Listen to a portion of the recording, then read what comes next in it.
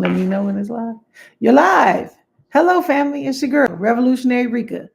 I have a special guest who is in the house with me tonight. This is a special episode of the Critical Sense Making Sessions. Your girl, Revolutionary Rika.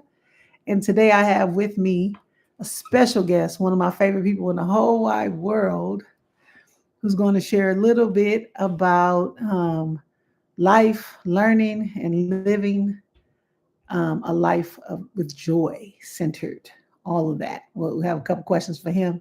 Um, and so I'm excited to share stage with, I got to scoot over, y'all. You know, raw and uncut. We don't do no editing. Yeah. Oh, you got to scoot over. That's what you got to scoot over. Me. There we go. Let me bring my chair over a little bit. Well, let's hop at each other. So tell the people who you are, what age you are, and what you're passionate about. What gives you joy right now? My name is Aiden Jordan. I'm 11, and I'm passionate about school and baseball. School and baseball. So let me tell you how I started my day. This morning, I was able to accompany his mother and grandfather to his honor roll assembly. So I want to just give a shout out to him for his first quarter grades in sixth grade. You don't got to show them because then they're going to be all in your business knowing where you go to school at. Oh. We can't have them know where you go to school at. They might be trying to check you out early. But he was in the group that made 3.75 to 3.99. And what was your grade point average? 3.87. 83. 3.83. So we pushing for that 4.0 next quarter. But super excited to start the day with him. How did it feel to be recognized in front of your school community as well as the parents? Amazing, really. It was like a not once in a lifetime, but it was just special to me to do that. Yeah. What's important when you think about learning and going to school? What's most important for you? To pay attention. To pay attention. So what?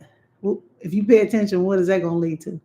Lead to you like being successful. Yeah. Being successful at whatever you do.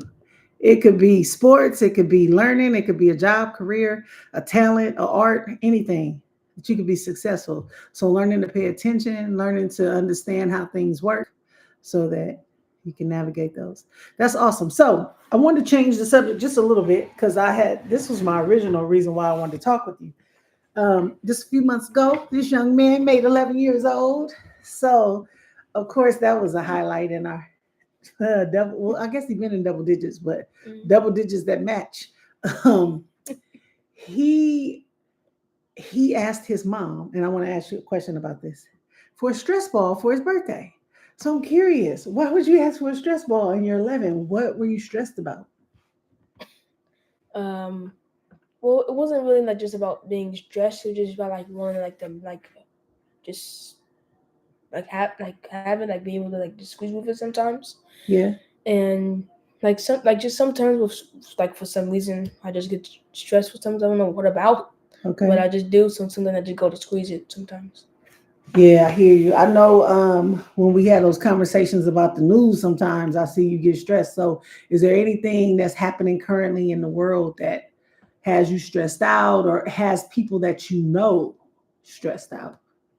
Well, I was very stressed about the shutdown, the government shutdown. Yeah.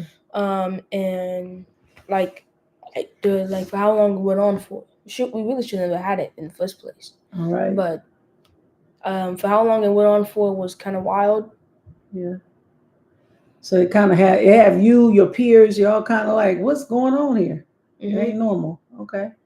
And so this young man was in kindergarten when the pandemic broke out. He was halfway through kindergarten and had to go online, and now I'm dealing with shutdowns and political unrest and all the things. So I mentioned the stress ball because I'm saying we don't realize how much the stuff that the adults do impacts the young people, and it impedes them from being successful many times because they're distracted by all of these different things.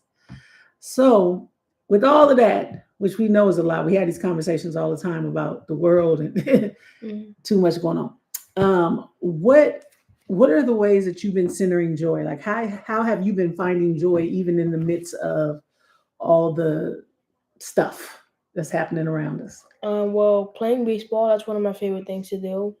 Then playing the game with my friends all the time. We would like call each other on like a group chat and call each other and then figure out what game to play and we would all play with each other. And that's bringing you joy. Mm-hmm. So, what are some of the things you all talk about when you're on that group chat? And just about the game, like just doing stuff in the game, like Okay, just having fun. Yeah. that's awesome. So, I heard you mention baseball, which we know that's America's pastime, and they really call it the game of life, right? And I feel like for me, I am in this somewhere running around the bases, probably close to the shortstop, not too far from the shortstop, a little bit off second, right? Um, when you think about the game, when you think about sports, what do you feel like you're learning outside of actually sports that might help you in life? What are some of the lessons you're learning on the field? Well, like you said, it's a game of life and also patience. Because in baseball, you have to have patience with the. You have to have patience with like sitting there, being ready if the ball gets hits to you, or if the ball is gonna get thrown to you, Mhm. or if you're on base and there's like a tough situation that you're in, you just have to be patient about it and just let it play out. That's awesome. That's a great lesson. So even as we go through all the stuff, we got to be patient. It's going to work out. That it may look cloudy right now, it may look dark, it may look dim, but there is light at the end of the tunnel. And if we be patient and we just stick it out, we keep fighting and supporting those who don't have a voice or who feel like they don't have a voice, those who have been dismissed and ignored, um, it's going to all work itself out. So I just wanted to jump on real quick. I might have a couple more episodes before I head out of town with Aiden again, but today was really about life, um, learning. Like I said, he got that, he in the honor roll. Got to see it happen again next quarter with that 4.0, and then joy. So baseball, games with his friends, ways for him to engage and be social. Any last thoughts or words or advice you want to give to the audience before we head out? Just always be patient, always be nice, and yeah, that's it. All right. Well, until next time, y'all, be safe, love on each other, and thrive in life. Have a good one.